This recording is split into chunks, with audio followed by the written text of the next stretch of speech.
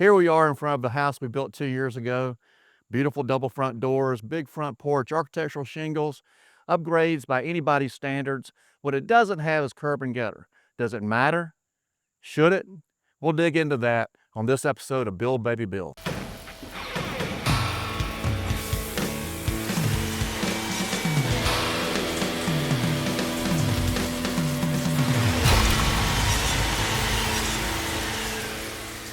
All right, well, we're here with Connor Galloway today. We want to welcome Connor to Build Baby Build. Connor's an engineer that I've done business with, and really a pleasure to always work with Connor. Connor, could you tell us a little bit about yourself? Absolutely. So I'm a civil engineer with Kimley Horn and Associates. We're all over the country, but a lot of my work is in the Atlanta metro area. I've been practicing engineering for a little over 11 years now. Some of that's been in the roadway space and municipal space, and a lot of that's been in private land development now. Mm-hmm. So, how long have you been doing residential work? Because I think you had done some bigger, more commercial projects prior to doing residential. So the most of my career has been in residential, about 9 years or so. The first half of that was kind of in the multifamily space, high rise, mid rise, things like that. Now, kind of post pandemic, a lot of that's begun to focus primarily on your single family attached, detached product outside of the metro area. Okay. So the premise of Build Baby Build is to try to figure out why we're not able to offer more homes and more affordable homes. In the United States right now, 70% of Americans can't afford an average price home. And we're looking at the average age of a first-time home buyer has now moved from 26 years old to 36 or 37. In doing that, we're always assessing our cost and things that we can reduce in cost. And what I had asked you to do, Connor, was look at curb and gutter.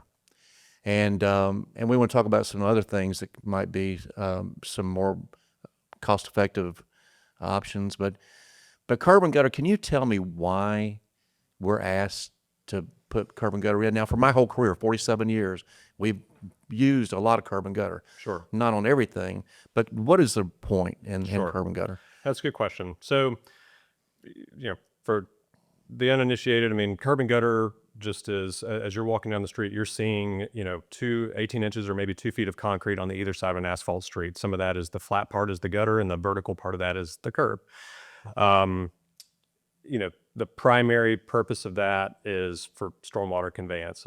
My wife and I were walking through, we went to Pompeii, we went to Italy a couple of years ago. Wow. And it was interesting, when you're a civil engineer, it kind of ruins you because you're always looking down and looking at, well, what happens when it rains here? That's really what I'm worried about. Yeah. Everyone else is looking at the buildings, that kind of thing. But it was interesting to see, even 2,000 years ago, engineers and people were thinking we need some way to provide a means for water to move through the built environment, and in some cases to separate people from that, water and animal waste and things like that back in the Right. day. So obviously it has roots a long way back, and it has a purpose. Today, on the technical side, it primarily serves as a means to get water out of the the vehicular path for a vehicle going down the road.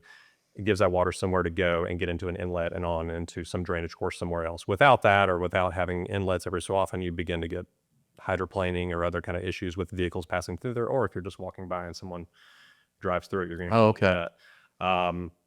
To another extent, there is, and I don't want to speak too technically on this, but there is perhaps an actual or perceived safety benefit of being able to separate a pedestrian with that little bit of vertical and sometimes some horizontal separation from the vehicle path. That makes a lot of sense in really dense urban environments, like my office is in Midtown Atlanta, so I'm really grateful for it in that case. So that's how I'd answer that question of why are we seeing it? Why do we have it? So it has a purpose. Absolutely. And it was an obvious purpose 2,000 years, for at least 2,000 years. So we're not increasingly, but almost exclusively asked to do curb and gutter at any size lot. Mm-hmm. You mentioned it being necessary for a highly dense area like Midtown Atlanta or Pompeii. Sure. And but now we're putting curb and gutter on 75-foot wide lots, 80, 100-foot lots, and even acre lots are requiring curb and gutter. Sure. Does it serve a purpose in those situations more than cosmetic or preferential? What do you think? Sure. The answer to that will be it depends, probably on a case by case basis. There are places where, just based on the hydrology of the site, where the water is going and how things are graded, how high homes are relative to the street vertically, how far away the home is from the street, there may be a use case for having curb and gutter, even in a less dense environment like that. Certainly, the narrower your lots and the closer your homes or your product is to the street, the more and more necessary that becomes, because the idea is we need to get that water out of there as quickly as possible so that it's not causing damage to a yard or to a Sure. home or property, things like that. I think when you get to larger lots, wider lots where homes are further and further away, I'm not sure if it's necessary without again taking a case by case approach to it. I'm not sure Sure. if it's maybe a one thou shalt do this in every case kind of. I understand. So if you don't use curb and gutter, let's say on these larger lots, what's the alternative? Okay. So what would happen in that case? Most roads kind of crown. The normal person walking around wouldn't really notice the crown of a road, but basically roads are kind of intended to pitch in two different directions, and that water will kind of shed off into wherever it's going to go. In this case, without curb and gutter, it would just leave the asphalt pavement and go into the grass of someone's front yard. Well, we would have an issue at that point because you're dumping water there. So you would want to grade in some type of swale, ditch, something of that effect to channel that water in a way that's, again, not going to cause damage to that person's property. So in our industry, we call that open ditch Yep. development. And in your career, have you ever designed open ditch? No, most of the projects that I've worked on have either been so dense that it's just been a no-brainer that we need to curb everything, or in some cases, especially as you get further out of the city of Atlanta, that being the city I'm referring to, and larger lots, it's been a one piece code section that says thou should, if your project is within the city of XYZ, you shall have curb and gutter and 5-foot sidewalk across all public frontage, or some derivation of that. And so whether we want it or not, or whether it's helpful or not, we have to put it in. Okay. So that's why we're here. So when we're looking at things that we could do to reduce cost, Sure. but not reduce quality, that seems like a candidate Sure. on some of the larger lots. Sure. Or I'm saying larger lot, I'm thinking anything 60 feet and over. Yeah. So now you're the engineer, and now you're complying, and we did an episode recently on stormwater management. So if you had open ditch, there's a volume of water that's being treated in that open ditch. Mhm. Do you have how do you assess how large a detention pond has to be? And then what impact could open ditch have on that type of water treatment? Absolutely. So we'll put the curb and ditch thing on the back burner for a second. We'll kind of just look at hydrology, site hydrology in general. And by that, I mean, how does water interact with a particular drainage basin? And that factors of that include how often does it rain? How intense does it rain? What is the ground cover? What is the underlying soil characteristics? But essentially, today you go out in the woods, if you drop some water, eventually, if you pour some water out, eventually it will make its way into a water course somewhere. And at some point, it's going to end up in the Atlantic Ocean or the Gulf of America or wherever. Right.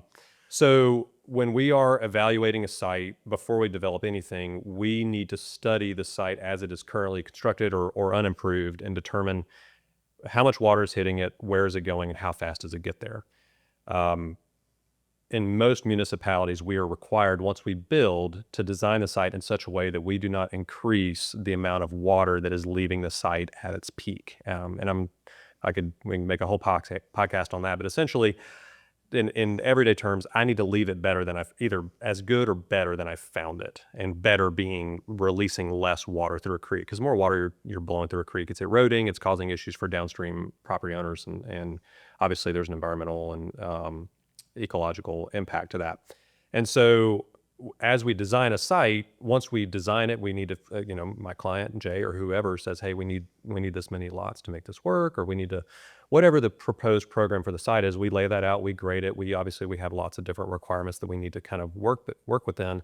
But once we grade everything, we design everything, we then say, okay, we are now changing the way that water gets on our site and leaves our site. So if it's a heavily wooded site, you've got trees, you've got a lot of canopy, and then maybe you've got 6 or 8 or 10 inches of organic matter on top of the ground. The water moves very slowly through that kind of environment.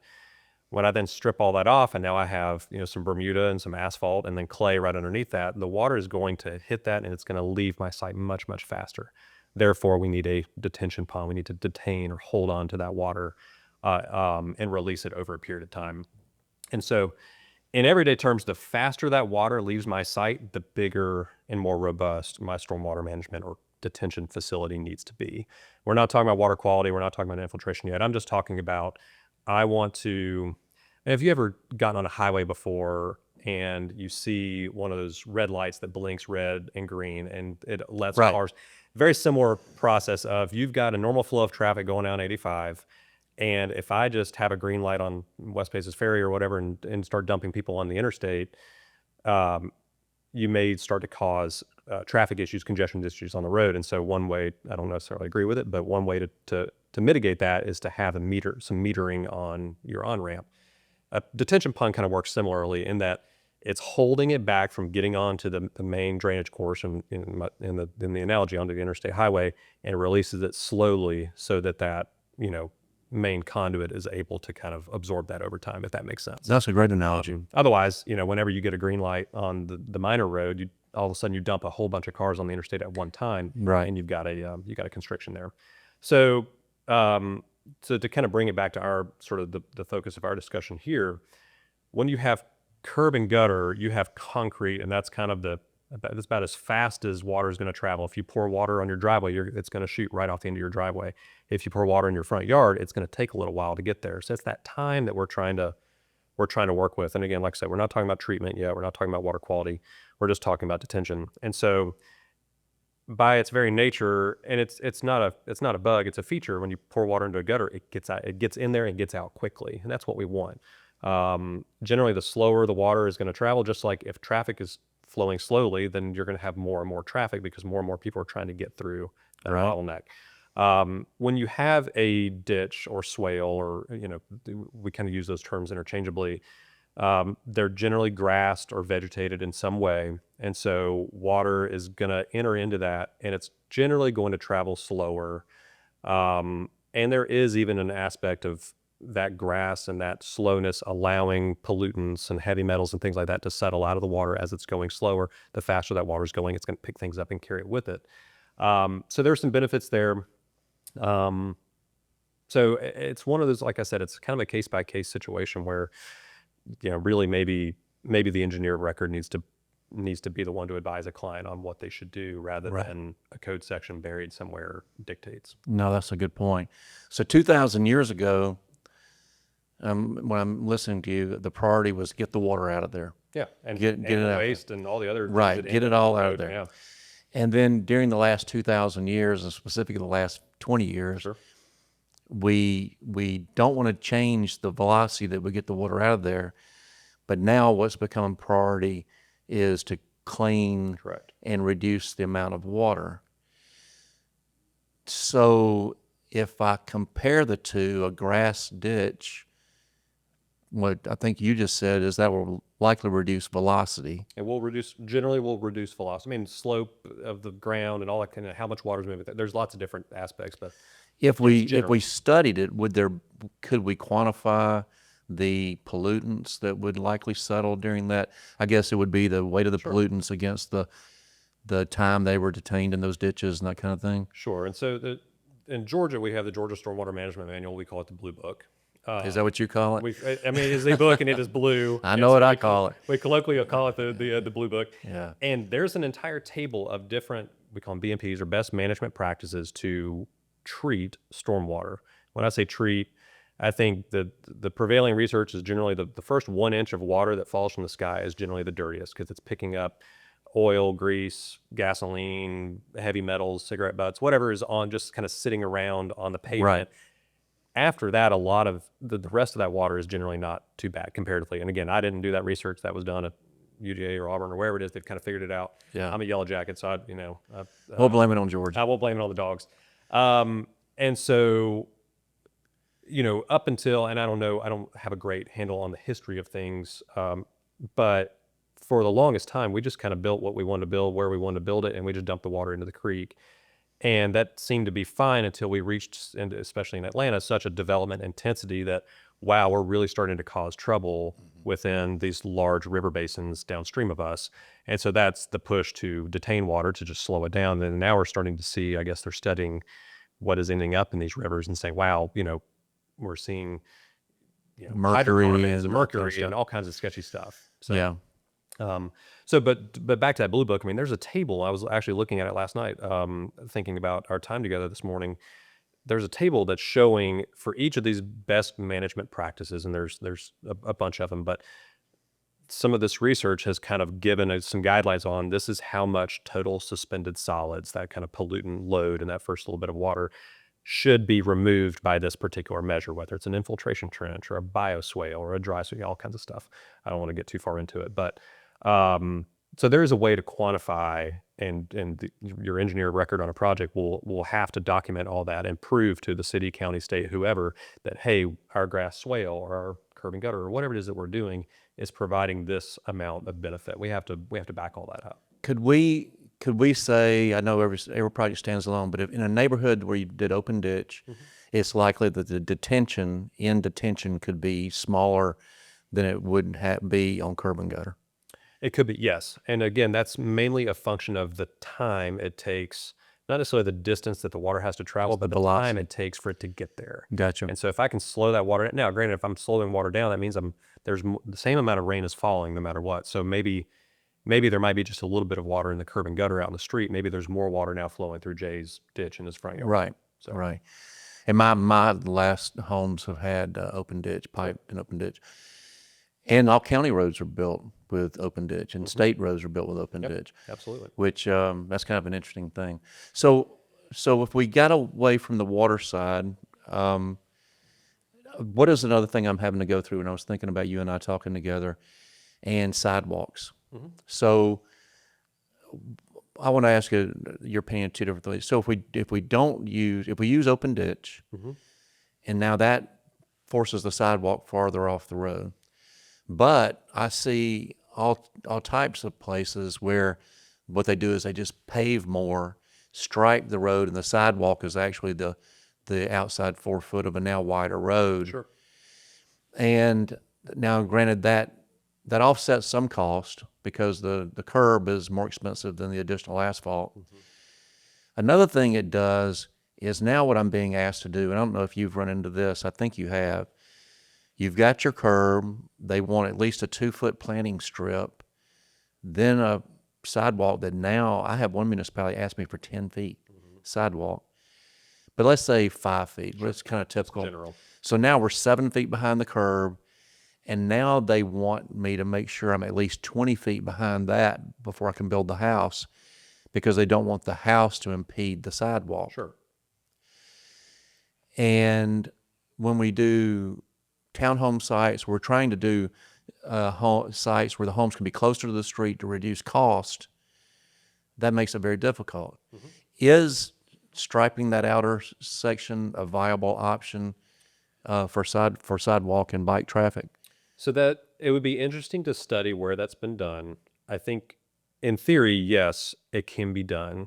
I think where you might see some resistance to that, and again, I'm not going to speak on this from like a scientific or technical authority because I don't look at the safety numbers, but I think probably the first amount of resistance you might see there is, well, it's less safe to have pedestrians walking on grade with a traveling vehicle. I mean, I have little kids. I'm thinking about bikes and scooters and things like that. And it would be interesting to look at the data of even with curb and gutter or what, like how prevalent are pedestrian conflicts happening not at a crosswalk. We're talking about just a car driving down the road and someone walking on the side of the road. It's really no different than you walking on the shoulder.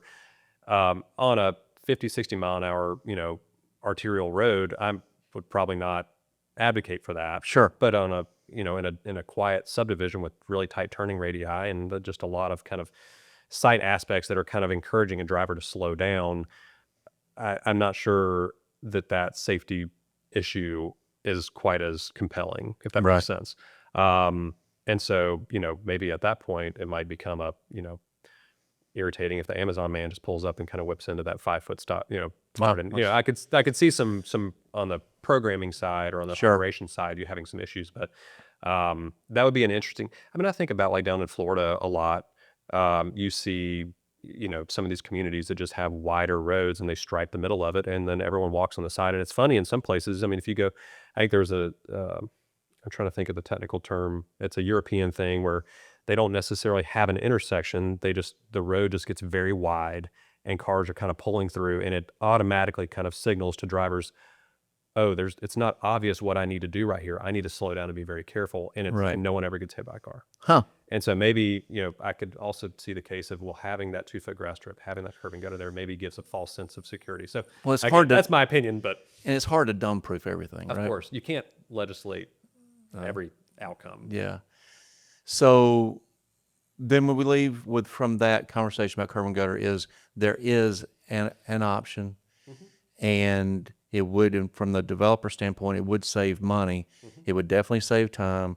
It would reduce the velocity of water, and essentially, instead of having one central detention area, if you had a 100-lot neighborhood, you would have ended up with 100 detention areas, and then you might still have to have some central You would probably detention. still need to have a central or several, depending on how your site's laid out. Usually we try to have one, but based on how it's laid out, you may have to have multiple. But what you may end up getting away with is that central facility being able to be smaller because the water that's coming into it is getting there slower.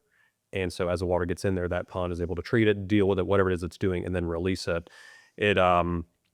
And so, there's lots of neat ways, and there's costs associated with it, but ways to plant some of these little swales or ditches, or you can even kind of excavate down in there and put some different soil material in the bottom of it, so you can get some treatment credits in each person's front yard rather than having to devote 6 acres or 5 acres or however much massive piece of space on your site to deal with it in one place. So it looks like as our priorities have evolved over 2,000 years, from getting it off the street to having it be cleaner, Sure. I think that's more of a priority now. We think there is an alternative. Actually, we know there's an alternative to also get it off the street and treat it. Yep. And treat it in smaller tranches. Absolutely. Well, that's great. Yep. Always good to hear that I'm right again. And thank you for confirming that. course, It was that's why I'm long. here. It was a long drive for you to come and punctuate my sentence, but I thank you. Hey, man. So we were working on a deal in a municipality near here, and I'd like for you to just kind of lay out. You had designed a way to manage stormwater when it left the site. I think it has some above ground storage and that type thing. And would you just talk about the process of going back and forth and where it landed? So, what generally we will try to do. So, let me think how to break this down. So, as water is falling on a site, it's picking up whatever pollutants may or may not be there, and it may have just rained the day before, so it's pretty clean. But at any rate, we are required to take. Okay, Georgia has what we call runoff reduction. So just to put it quickly, the first 1 inch of water that falls needs to never leave my site. And the only way that it can do that is to percolate. Just the way God intended. Exactly, yeah. And we can debate whether, again, Georgia's got a lot of clay and a lot of that kind of thing. So we can debate how it actually does that, but there's people smarter than me that have written all these manuals, so I'm going to defer to them. But essentially what I'm left with is, okay, I've got to quantify that first 1 inch of water, and I've got to put it somewhere and hold on to it and allow it to soak into the soil. You can do that a lot of different ways, but I think the project that you're referring to, what we ended up doing is we ran that water into basically a series of long corrugated metal pipes that were perforated, had holes drilled in it, and you bury that in the ground and you surround it in rock, and it kind of creates a sort of sponge space underneath the ground. So that water comes in there, and the system is designed that it will just kind of fill up, and when it reaches a certain height, any additional water will spill over a little wall or a little kind of control hole or something that we drill on the side of it, and it will allow it to go on into a pond, just like you and I are used to seeing all over the place. And that pond will fill up, and over time that pond will drain back down and become dry again. And so the nice thing about doing it underground in that manner is now I can grass the top of it, and you can go throw the football with your kids, or you can have a dog park or something like that on top of it. And different municipalities allow you to do different things on it. In the city of Atlanta, we can bury it under a parking area, which is really nice because Yeah. land is at a premium. In some places, they don't want impervious areas or other programming on top of that. And so that is kind of in general the process. So once we are able to infiltrate that water on our site, the rest of that water is just a simple hold on to it and release it in a manner that's consistent with or better than what was happening before we did anything on the site.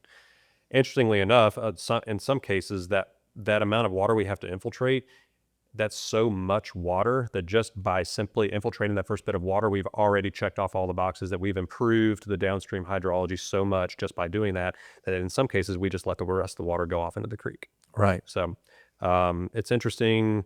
You certainly have to have favorable soil conditions underneath that system. If you have rock, then you're stuck. But you designed that system for this. It was 83 lot neighborhood, I think.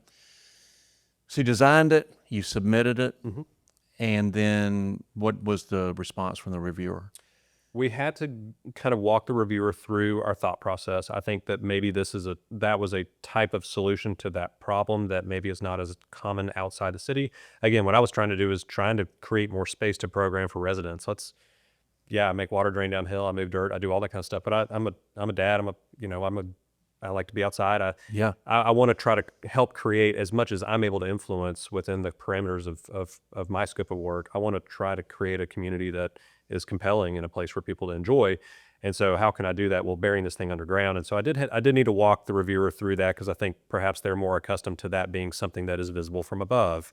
And you can drive by and you can see it, or you can open up a gate and go look at it, or whatever. In this case, you'd have to pop a lid and kind of look down there with a flashlight or something like that to make sure it's functioning properly or needs to be vacuumed out or something like that. But eventually, it didn't take a lot of arm twisting with that reviewer to come to kind of understand what our intent was, and for them to agree. And we had to go through a lot of kind of minutia of, okay, this needs to be within an easement, this needs to be accessible, you need to be able to get a skid steer or a truck or a piece of equipment down here to maintain it. But Well, we went back and forth. What was it? How long did that process take, do you think? I think the overall LDP process was maybe 5 or 6 months. Some of that was, that I'll stop there. So, so what's your education background? So I have a bachelor's in civil engineering from a halfway decent school over on North Avenue in Midtown Atlanta. Georgia Tech? Georgia Tech. And other than that, just a tremendous amount of. And your team, where's Jordan? What's his? So my team sits in Midtown Atlanta. So we have, my firm has, I think we have 5 offices in the Atlanta metro area now, with more coming. Just full of civil engineers. Full of civil engineers and landscape architects. Equally competent, you think? Probably more competent than I am. Well, maybe not. That's why they let me out of the Well, you're the handsome one. That's why you're here. So, and the reviewer, this stuff that they're reviewing is relatively new, in the last few years. They really started enforcing it. Sure. And so you're having to sell this because this person was not an engineer. And in many cases, no, they are not. So is that in many cases? That's a good question. There are some cases where they are not folks with engineering backgrounds. They are maybe, and not to disparage anyone. No, we're not disparaging. But maybe they have a background in construction or background in something like that, or maybe their supervisor is an engineer or someone with that kind of background and is able to kind of advise on how they need to be reviewing projects and going down a checklist and making sure things are squared. So when you submit a set of drawings, you put your stamp on it. Yes. So what was the process to get that stamp in the state of Georgia? So I had to study very, very hard for an exam it was not the hardest exam I've ever gone through, because Georgia Tech is, they beat it out of you while you're there.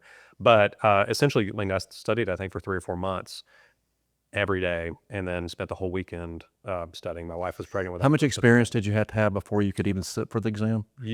At the time, you have to have 4 years of experience. You have to document all this. You have to interview. You have to get people to sign off and send in documentation. But at the time I took the exam, which was back in 2018, you had to have 4 years of experience to sit for the exam, just to sit for it. I think now they relax that you can pretty much take the exam whenever you want to, but you cannot receive your licensure until you have accrued that 4 years of sort of competent, demonstrable. And that comes with a thing we call a PE stamp. Correct. So I'm a PE professional engineer in the state of Georgia, and that's a licensure that's across the country that's consistent. So you stamp the drawings. Correct. It's a requirement that you design it, you stamp it. Sure. So then a person who's not an engineer reviews it, and they redline it. Do they always improve the plans to better engineering standards? That's debatable.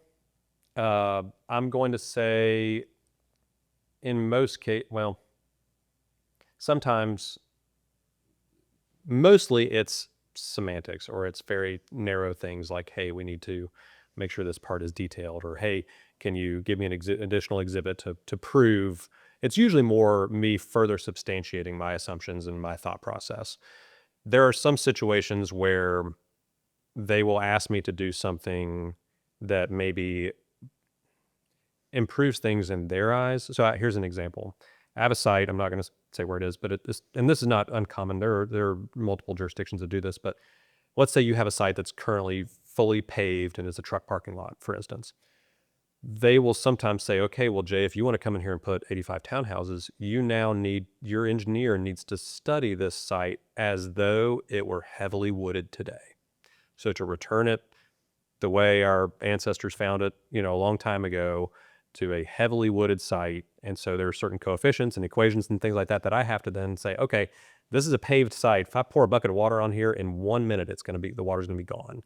I now have to assume that this is a heavily mature old growth forest, whatever you want to call it. So my pre-existing conditions that I now have to either meet or improve upon is something that does not exist. And I understand that the thinking there is, well, we want to protect our streams and fish and things like that. We want to get it back to how it was.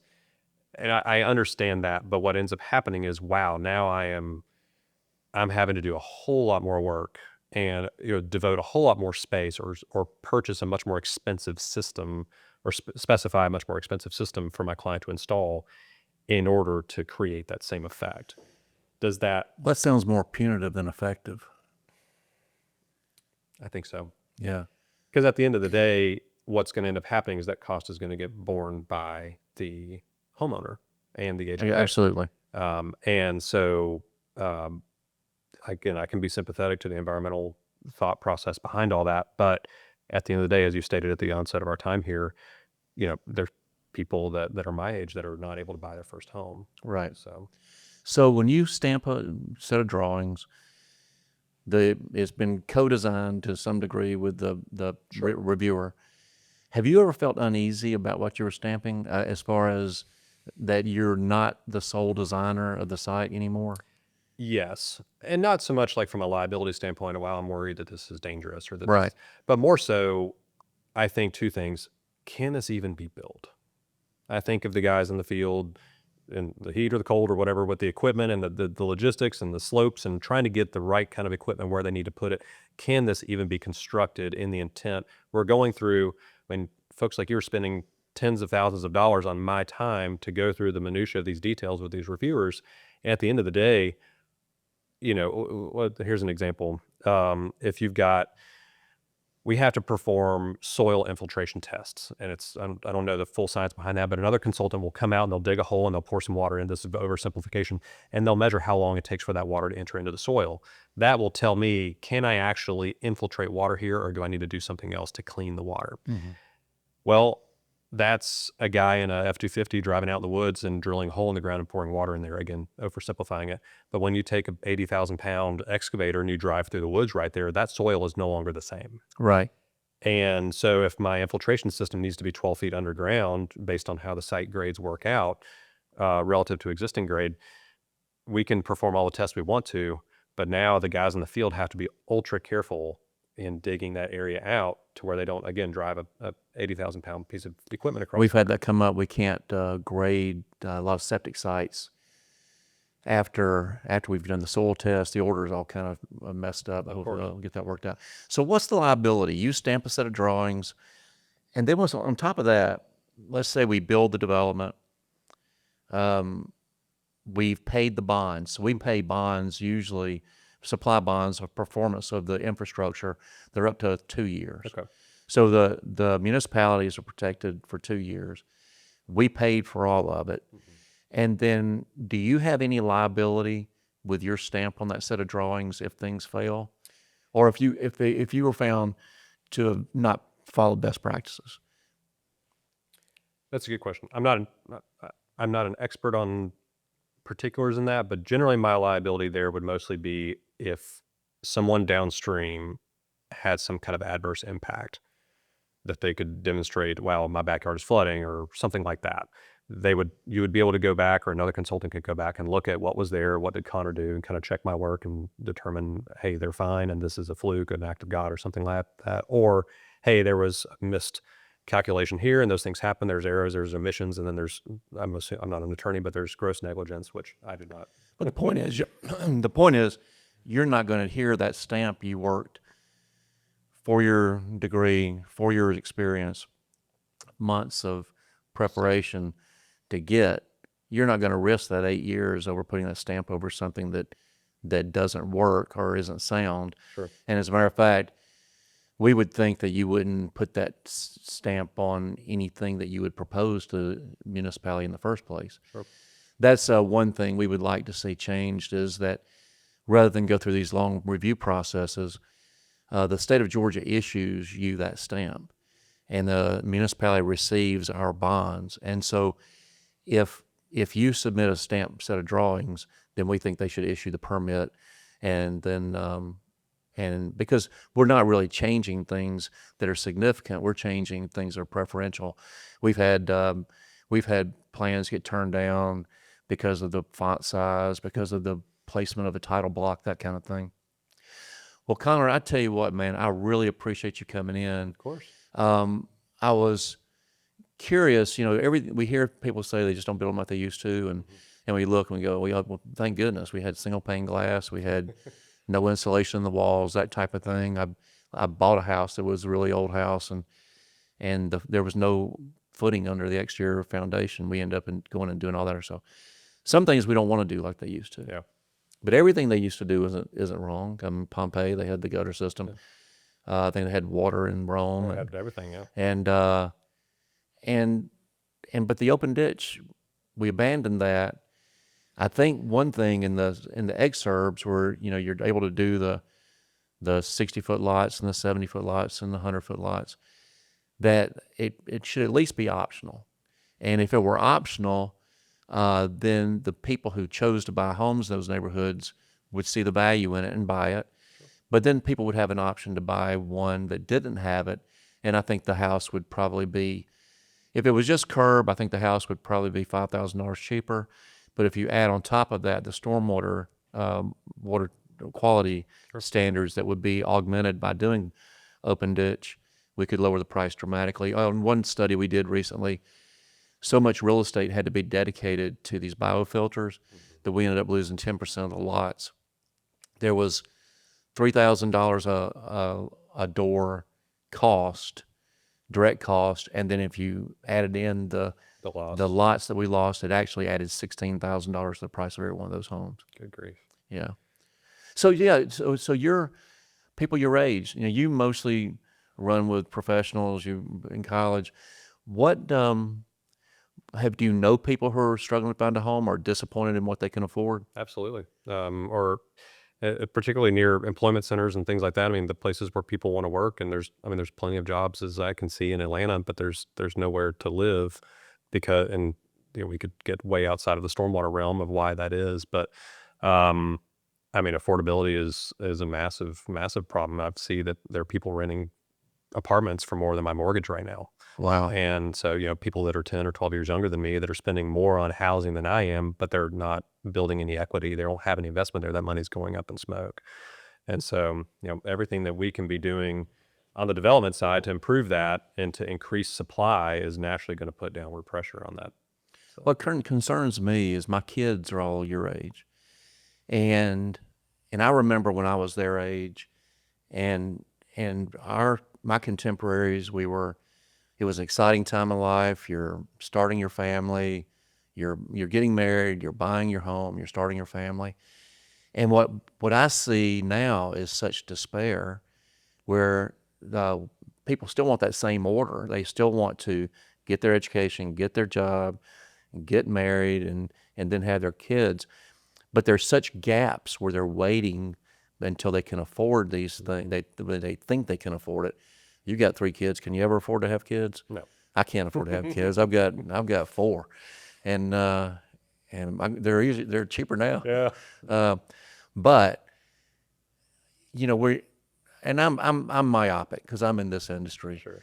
But it concerns me when I see my children's friends not being able to buy homes, and then they're waiting forever to start families, and simultaneously we've got birth rates just collapsing in the United States.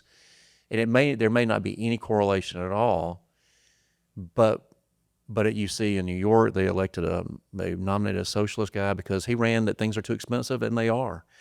I think he's the wrong answer to a question we agree exists, or problem we agree exists. Is there anything you could speak to that? Because you're in that realm more than me. Yeah, I mean, I think there's a lot there. I think that if there were less of a burden to get into, I mean, a home is a semi-permanent kind of fixture in your life. It's where memories are made. It's where you go when you plant roots. We just moved from one house to another recently, and I'm very sad to leave that house because that's where I brought all First my kids steps, home. yeah. And so, there's a lot of that is really hard to attain right now. And so, like you said, people are waiting longer to have kids. It's harder to have kids the longer you wait. It's more expensive, and things like all these problems compound on each other the longer and longer you wait. And so, it's really important that we look at every way from land, on the land acquisition side, purchasing land, to designing, permitting, developing, then to actual construction of these homes and what they look like and what they're made of, or whatever needs to match what people needs to be better informed by what people can afford and what people are looking for in your first home. And my first home, I'm not, if I'm 25, I don't know if I'm really that worried about like how much Four-sided brick. cadmium that I'm pulling Yeah. out of the water. Yeah. Sorry, people call me about this afterwards, but I want a house. I want to get married. I want to start a family and kind of begin to build some community because that's what we're desperately needing. So I like that. So you're a well-educated engineer, and I agree with you that if we could get rid of curb and gutter, we could solve the birth rate problem in America. it's at least chipping away at it. So Connor, man, thank you so much Of for course. coming and talking to me today. I always enjoy working with you, and it's nice to have this conversation with you today. And we appreciate you being a friend of Build Baby Bill. Absolutely. Thanks for having me. Thank you. Hey, thank you again to Connor Galloway with Kimley Horn Engineering. Really appreciate Connor coming in, talking to us about curb and gutter, sometimes we might want it, and actually sometimes why we don't really need it. So what we want to look at today is a typical situation, and thankfully we've got a couple things to look at here. Right here we have a county road, and this county road, you see, and this is what it is in most municipalities, they don't put curb and gutter on county roads. It's a maintenance headache. They just use open ditch. And you can see that's demonstrated pretty clearly here. We've got old county road here, and just area where they cut the grass. It's open ditch on the side. But when this developer went over here and developed the neighborhood behind me, they did require him to do curb and gutter. And so you can see on the side here where the developer was working, they insisted on curb and gutter, but on their side, they ought not to do it. We know why. It's very expensive. And in addition to that, it causes a maintenance headache. So not only did they require curb and gutter, we have a lot here. We built this home a couple years ago, as I said earlier, and it only had open ditch. It was not part of that community. But the county believed in our open ditch so much, the thing we're advocating for as well, that they had the engineer from that subdivision design their stormwater to where it empties into our open ditch. So the county is a big advocate for open ditch. The county, on all county roads, they don't do curb and gutter themselves, but they have a tendency to require it from people like me and other developers that are in the industry. So what we're talking about today is cost, affordability, and how this affects that. Well, curb and gutter direct cost, concrete and labor, is about $1,000 an average size lot, 60, 70-foot lot. But that's just the beginning of the story. Beyond that, the curb and gutter accelerate the water, they capture all of it, and then they send it to central detention ponds. Those detention ponds are enormous, and because of all the EPA standards with the Clean Water Act, and in Georgia, where we're working right now, is the 2016 Stormwater Management Manual, the requirements to treat that water are extraordinary and sometimes cost prohibitive. And in a market where we need more houses and more affordable housing, we need more building lots. And you have developers like me opting not to develop sites because of the cost of some of that stormwater management. What we're talking about today is using open ditch in lieu of some of those big biofilters and detention ponds. And as you can see here, what the open ditch does, and there's, like, once again, we talked about there's no curb on the county side of the road. It doesn't get trapped by the curb. The water runs across into the swale, and it treats the water lot by lot by lot, instead of having a concrete flume that accelerates the velocity of the water and runs it into expensive drop inlets, creates more drop inlets, creates more burden on the detention facility, and creates more cost. In this case, we believe if we could go to open ditch, we could save probably $16,000 on the price of a home, and we think in this market is significant. Thank you for joining us today. My name is Jay Knight, and this is Build Baby Build.